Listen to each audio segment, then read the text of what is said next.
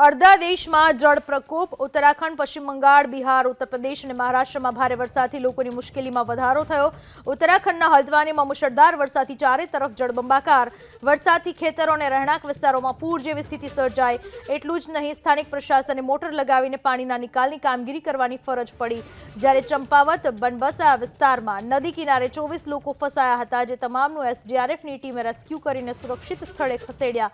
મુશળધાર વરસાદ આફત પણ સાબિત થયો. ભારે વરસાદથી છેલ્લા 24 કલાકમાં ઉત્તરાખંડમાં 13 લોકોના મોત. ઉધમસિંહ નગર જિલ્લામાં આજે ભારે વરસાદનું એલર્ટ. તો સ્થાનિક પ્રશાસને ધોરણ 1 થી 12ના વિદ્યાર્થીઓની સ્કૂલોમાં રજા જાહેર કરી. લોકોને સાવધાન રહેવાની અપીલ કરી. તો આ તરફ પશ્ચિમ બંગાળનું કોલકાતા શહેર પણ વરસાદથી પાણી થયું.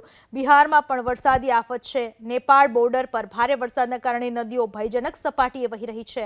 સહરસા જિલ્લામાં કોશી નદીના જળસ્તરમાં વધારો થયો, જેને લઈને નદી કાંઠાના વિસ્તારોમાં લોકોના ઘરોમાં પાણી ઘૂસ્યા. ત્યારે લોકો અનાજ અને જીવન જરૂરી ચીજવસ્તુઓ સાથે સુરક્ષિત સ્થળે જવા મજબૂર બન્યા. કોશી નદીના પાણીના કારણે સુપૌલ જિલ્લામાં લોકો પ્રભાવિત થયા. બડહરા, સિસોની, ખુખનાહા વિસ્તારમાં મકાનો જળમગ્ન બન્યા. એક તરફ નદીનું પાણી, સાથે જ ભારે વરસાદથી રસ્તાઓ પણ પાણીમાં ગરકાવ થયા. તો નવાદામાં પણ આ જ પ્રકારની સ્થિતિ જોવા મળી.